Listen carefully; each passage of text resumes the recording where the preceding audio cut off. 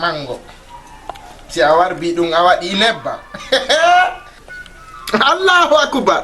waɗa nebbam hara ko mange sauce ndu ko an ko taƴi ndiyam allahu akbar fono fota ko feewno mango angenel ma on haɓay an e ben ma on haɓay ha mango sala yaha ka ley mango e wona ley to ngara hajaka nyande no mango sali na ikka on mi haɓide e ɗuɗu koto sam habolanta wona est ce que goɗɗo innima ya naatu nder ɗo tam a jokkila nga kadi ka an ko mami jokka ma ka yaɗa o ɓayɗa waywa boobo ay boobo fene ko probléme won ko amba holluma ɗo kadi wona goɗɗo holli lanɗo na fi si a anda miɗo andi ɗo mi fuɗɗike ma noddu décroche tu ma coupa décroche ma yarta fi allah no ɓuuɓanila marigoy kaw sigolan awa siɗa faala ko bappa innata ko honnu ngadduma abbo hari mi ɗaɓɓima ha mi ronki a wayno lanɗo meɓay mi tawima ɗo ko wolangol ma hunde wotere addi lanɗo wona jurnugol haala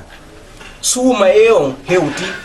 heddaki balɗe bus ko e nder nde taway sino heddi ha ko yontere ɓay noon hiɗa andi ɗa ɓuri boobo ko yetagol ma ɗum addina ɗum na probléme no suuma e ɗum ko welo welo julɓe ɓen fof surtout julɓe moƴƴuɓe ɓe a faami min ɗum na probléme ko woni tun ko joni kawan sa yimi yahaali ka men ton mi falaka probléme on hari andon ko joni min e kawan men iwri ka hôpital howugol on ɗum ka hôpital hiɗa andi la marno nawnare joni noon nden nawnare iri tike mais yehi ton ɓe consultilan ɓe wi la wo ko satti ɓili wo ko satti ɓili watta wonu 2 heures di tan mi ñamali donc hikka on koyo mi ettu mi wawata horude hikka nawnar nden kadi wo ko honnu ko corona gastrique nouvelle maladie donc hiɗa andi noon mi wawata horude ɓaynayo mi mayi nene men ɓe horuno ha ɓe hunti tum ɓe maayi baaɓe men wa kazalika ɓe hoori ha e 14 heures ɓe maayi donc mi wawata horde hikka o nanon min ko nouvelle maladie o awa koto samba mi yettoma hunde wotere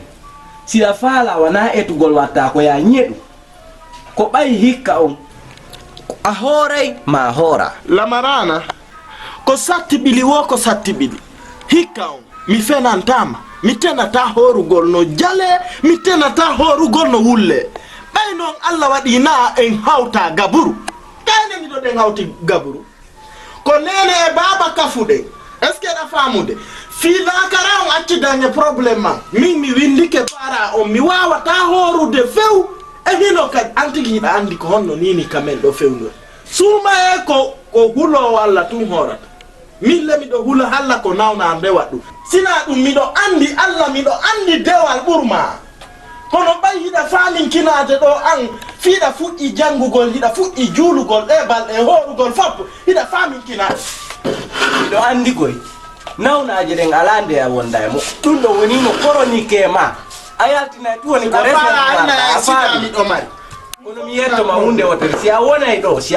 a hooray si a wonaa aduna a wonata ka aduna ɗo wona ka mi won ɗo woni nokku gotu ngara a hoorata ɗum ko fenade allah hankitima yo allah sendu e hay ko mayde gasi ɗum ama e accala wona ɗo mi woni adare yaade anno sa yaari ɗo no mi yiruma ni haray mi anda ko nokko maɗay ga sañcete abbo